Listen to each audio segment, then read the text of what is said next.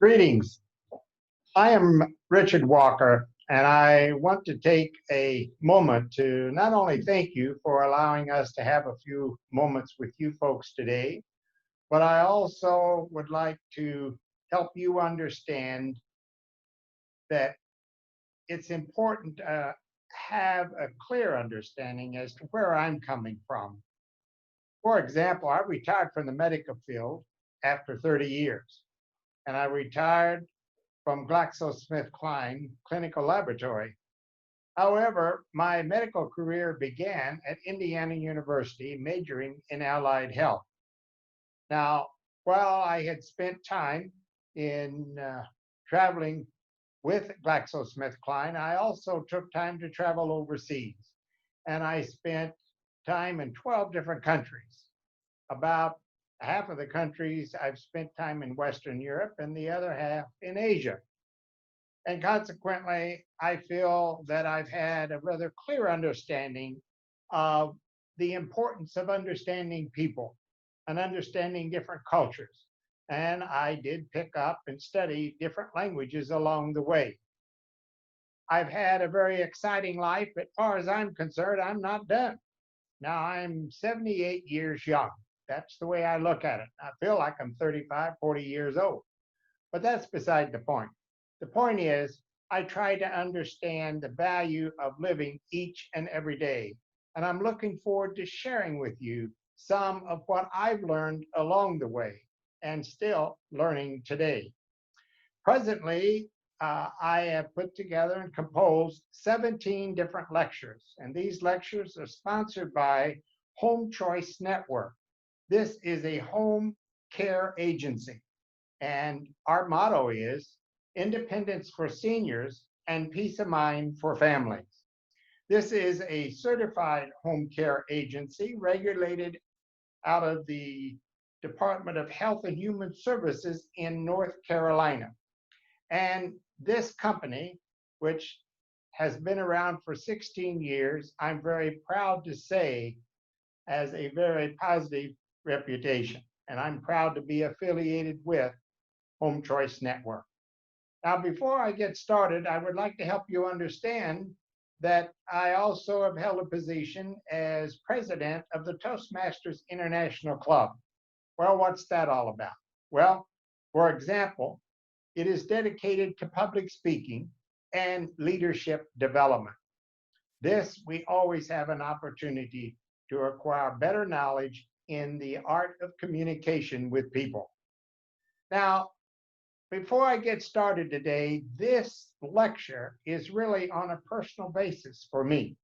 And the lecture today, the title is Understanding Dementia and Alzheimer's. Now, why did I say it's on a personal basis? Well, folks, my sister passed away 1 year ago with Alzheimer's. And we learned a lot about how to handle care and support and continue to be loving for our sister. However, my family has been hit again with the illness of Alzheimer's. My oldest brother now has Alzheimer's, and he's entering near the last stages. And we'll get more to that in a little while.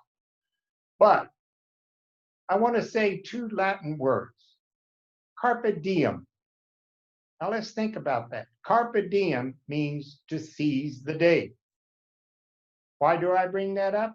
Well, carpe diem is not only seizing the day, but seizing the moment. How do we handle the moment? How do we take each moment in each day when someone has an illness such as Alzheimer's? Now, I like history, and I read a lot of history, and I go way back. Let's go all the way back to Socrates, for example. Socrates believed that beauty is a thing that slips in and permeates our soul. And as our soul becomes permeated with our soul and the beauty that surrounds us, I'd like to go even further, well, not further back, but still back for you folks, to the second grade McDuffie's Reader. Some of you may remember that. And in that reader, is a really carryover from what Socrates was talking about. It's a poem called Beautiful, and I don't have the author on that, but it goes something like this. Beautiful faces are they that wear the light of a pleasant spirit there. Beautiful hands are they that do deeds that are noble, good, and true. Beautiful feet are they that go swiftly to lighten another's woe. Carpe diem, seize the moment, seize the beauty that surrounds us. Now, Wikipedia has defined dementia as a set of symptoms, but does not imply the type of disorder. Now, Alzheimer's is a particular type of disorder and disease, but we're going to get a little bit more in depth about the difference between dementia and Alzheimer's. For example, if you have a deficiency in vitamin B12 or D, you may have dementia. Hypothyroidism, hydrocephalus from the brain pressure, a brain tumor may cause dementia. Infection, stroke, these are just to name a few of causes that may bring about dementia. Now let's talk about Alzheimer's, but I'm going to, before I get a little more in depth with Alzheimer's, I want to repeat something for you folks. Alzheimer's is dementia, but dementia is not always Alzheimer's. That's worth repeating. Alzheimer's is dementia, but dementia is not always Alzheimer's. Alzheimer's is an illness. Dementia is caused by brain tumors, infections, strokes, etc. Yes, that's correct, but Alzheimer's automatically brings on dementia.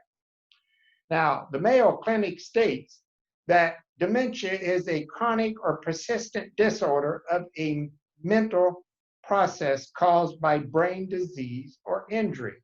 Well, let's take that a little bit further. Alzheimer's is defined as having a set of dementia symptoms, and Alzheimer's is the most common type of dementia. And folks who have Alzheimer's do have some medication that will help them reduce the dementia challenges they have. And these medications are called cholinesterase inhibitors. They may help some folks for a while, and they may not. There's still a lot of research going on trying to find how to resolve the challenges and the problems of Alzheimer's. Now, as I mentioned earlier, Alzheimer's is a disease. It's very complex and it varies in severity from patient to patient, and it goes through different stages. For example, you may have an individual with Alzheimer's that may go all the way through 5 or 6 different stages, or you may have where they will go all the way to the 7th stage, near the end of the illness itself before someone passes along. Dementia affects 4 key areas. It will affect the recent memory, that someone may have a hard time in remembering by noon what they had for breakfast. It will affect their language and their ability to speak or write clearly. And it's a visuospatial function disadvantage where individuals cannot clearly understand symbols or even to read a map.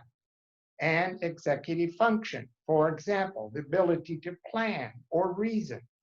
This is all lost when you have Alzheimer's and the different stages of dementia. Now let's review a few details regarding Alzheimer's. Well, first, symptoms of Alzheimer's are when an individual starts to have forgetfulness. And I'm going to use my sister as an example. The family noticed that she used to bake certain pies, let's say a cherry pie that she loved, and she had her own way of baking it. Well, one day she called her daughter and said, Kim, I don't know, just how to make this cherry pie anymore. Well, first, her daughter Kim didn't worry too much about it. And she thought, well, Mom, this is how I've got the recipe. This is how you always made it. So time went by. And then the next thing you know, we'd go home to visit my sister, and we noticed she had notes on everything all over the kitchen. She had a note on the electric extension cord, where that extension cord was to hook up to whatever item, like a frying pan that she wanted, an electric frying pan she needed. Or she would have a note on a large pot. That's the one you make soup in. And we thought, wait a minute, something's not right here. So the next thing we knew, she was diagnosed as having Alzheimer's. Now, I mentioned forgetfulness, but things just like my sister. She used to routinely cook and handle various items that nobody thought anything about. And now she's having a challenge and a problem to take care of it. And she would become easily confused. And she would misplace items. She misplaced her diamond bracelet. And we looked all over the house, couldn't find it. Well, she may have very well just thrown it in the wastebasket, thinking it was just something she didn't need anymore. So there's also personality changes and withdrawing. A lot of times an individual with Alzheimer's will start to withdraw. So what's going on? What's bringing on this illness? What's the real cause? Well, scientists have discovered that the real cause is involved with two distinct factors. One is the amyloid plaques, which are clusters that, like various particles in the brain, and it prevents the proper functioning of the nerve cells in the brain, therefore reducing the opportunity to instantly have a memory of anything of value. And you also have what's called tangles with the nerve cells of the brain, which is tau, T-A-U, protein fibers that, again, prevent the proper functioning of your brain. So we have to keep in mind when an individual has Alzheimer's, and I'm going to repeat what I'm going to tell you here. Number one, we need to always keep in mind that an Alzheimer's individual loses their memory. Okay, we've established that. But they have not lost their emotions. Now that deserves repeating. Alzheimer's patients lose their memory, in particular, their recent memory. Now they can remember something maybe 20, 30, 40 years ago, but they lose their recent memory. But they always retain their emotions. Now we have emotions too. We can be sad, we can be unhappy, we can be upset. So we have to work with the Alzheimer's patient in helping them to keep their emotions at a minimum, particularly if it's a negative emotion where they would get upset. So there's do's and don'ts as you work with an Alzheimer's patient. For example, you never argue with the Alzheimer's patient. They can't properly reason. And consequently, what do? Well, you agree with them. It's just like my sister-in-law the other day with my brother. Eileen said, Jerry, why don't you go get the mail? Now, they've lived on this ranch out in Idaho for 40 some years. And the mail box was about 20 feet from the kitchen door. And Jerry looked at Eileen and said, where's the mail? And Eileen said, well, Jerry, it's in the mailbox. And the next thing she knew, he looked at her and said, well, where's the mailbox? Well, it wouldn't do to argue with him and say, you know, you're stupid. Why in the devil can't you go across and just pick up the mail? No, she knows better than that. Matter of fact, I gave her this lecture to help her understand how to work with Jerry. She said, well, I'll tell you what, Jerry, why don't you come with me and I'll show you where the mail is. So you have to learn to work with and understand the situation of the Alzheimer's patients. And you never lecture at them, you just reassure them. For example, I was out a year ago visiting my brother, and every time we went to Walmart, he told the same story, Every time we'd come to a certain marker along the road, he told me all about what was going on. And by the third day, I had heard it the third time. But I pretended that that was the first time I ever heard it. I didn't want to upset him and create an emotional situation for him. Like, well, Jerry, you told me that yesterday. No, I didn't do that. I said, hey, that's interesting, Jerry. Thanks for letting me know. So you have to remember not to condescend, but to courage and be supportive. Now, let's take some more positive physical approaches to someone that has Alzheimer's. You never come up behind them and lay a hand on them. You can frighten them. They may not realize you're close to them, but you always work from the front. And then you go slow. You don't try to say, let's sit over here in this chair and get them to walk over quickly. No, you don't do that. You get beside them. You give them time to comprehend what's going on. And you sort of crouch down a little bit so you can help them understand exactly who you are and what you'd like for them to do. And you wait for a response. Then you talk. You take your time. Good example is an elderly patient. And I was out with a friend whose wife the other day, she's had Alzheimer's identified in it's been about the last year. And he was telling me he was very frustrated because when he pulled his truck up out in the front yard, she looked out the window about an hour later and said, Dad's here. Where is he? That's his truck out there in the front yard. Now, her father had been passed away for 40-some years. But as far as she was concerned, Dad was there. Well, what would you do? Well, I'll tell you what. I'll go outside and see if Dad's outside. I'll see if I can't find him. But you don't create a frustrating situation for them. Or the patient may say, I want to go home. And they're already in their home. Well, you can respond by, well, tell me a little bit about your home. What does it look like? Let's see if we can't find out just where your home is. And by the way, when an individual has Alzheimer's, they can wander outside their residence and get lost. My sister walked, and she lived out in the country, walked a quarter of a mile down the road. And then she got talking to the neighbor and told the neighbor, I don't know how to get home. So the neighbor loaded her in the car, took her home, called the daughter, and said, your mom's got out of the house. You need to come over here and help her out. She got lost. So if you feel the Alzheimer's patient is wrong about something, well, be apologetic. Don't identify that, hey, I told you this morning, or you're wrong in what you're trying to do. But hey, I'm sorry. Let's see what we can do. So it's important to be able to help individuals have a clear understanding of what you're trying to accomplish as you work with them. For example, having furniture in the room that they can hold on to have a little extra support. And when possible, do as much exercise, walking as you can. You have to keep in mind that Alzheimer's patients often get disorientated. And I think I've mentioned that before, but that's all part of it.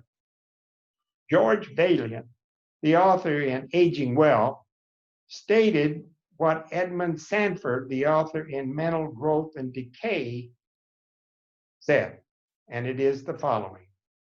Grant unto me the seeing eye, that I may see the beauty in common things, and that I may know that each age from first to last is good in itself and may be lived not only well, but happily. Carpe diem. Remember what I said a little while ago? Seize the day, seize the moment. Work towards happiness, contentment, and keep that in mind when somebody has a dementia problem. Emily Dickinson was born in the 1800s, and she was an American poet. And she put a poem together that I felt was very appropriate for what we are talking about today, which is compassion. If I can stop one heart from breaking, I shall not live in vain. If I can ease one life the aching, or cool one pain, or help one fainting robin unto his nest again, I shall not live in vain.